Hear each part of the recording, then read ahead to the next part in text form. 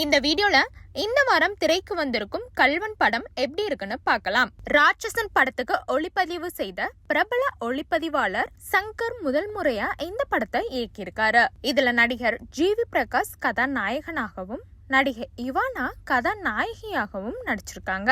இவங்களோட சேர்ந்து KPY தீனாவும் இயக்குனர் பாரதி ராஜாவும் முக்கிய கதாபாத்திரத்துல நடிச்சிருக்காங்க. இந்த படத்தோட ஒன்லைன் என்னன்னா, சத்தியமங்கலம் மேற்கு தொடர்ச்சி மலைக்கு அடிவாரத்துல இருக்கிற கிராமத்துல இருக்கிற மக்கள் ஊருக்குள்ள வரும் காட்டு யானைக்கு பயந்து நடுங்கி வாழ்ந்துட்டு வராங்க.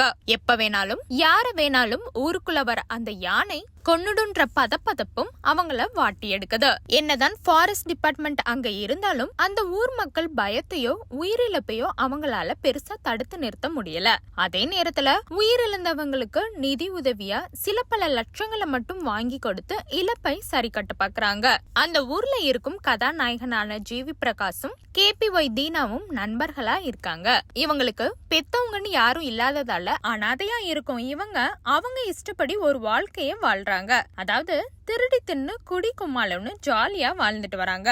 இப்படியே போற அவங்க வாழ்க்கையில இவானா குறுக்க வர அவங்க மேல ஜீவிக்கு காதல் வருது. சொந்தம்னு சொல்லிக்க யாரும் இல்லாத இவங்க ஓல்டேஜ் ஹவுஸ்ல அனாதையா தங்கி இருக்கிற பாரதி ராஜாவை தத்தெடுத்து வீட்டுக்கு கூட்டிட்டு வராரு ஜிவி. அவரை ஏன் தத்தெடுக்கணும்? இவங்க காதல் ஒண்ணு சேர்ந்துச்சா?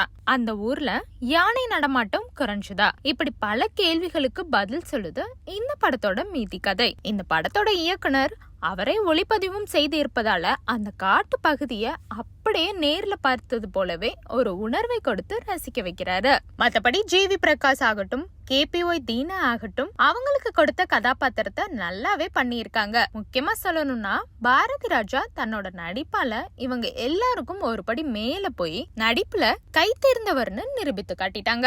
ஸ்லோவா போயிட்டு இருந்த படத்தோட முதல் பாதி அதன் இறுதியில் வரும் அந்த ஒரு ட்விஸ்ட் தான் படத்தோட அடுத்த கட்டத்துக்கு கொண்டு போகும் டர்னிங் பாயிண்டா இருக்கு. இந்த படத்தோட கதை சாதாரணமான கதையா இருந்தாலும் அது சொன்ன விதம் மிக அருமையா இருந்துச்சு. சின்ன சின்ன விஷயங்களை இன்னும் திரைக்கதையில கவனிச்சு சரி பண்ணியிருந்தா படம் இன்னும் சூப்பரா வந்திருக்கும்.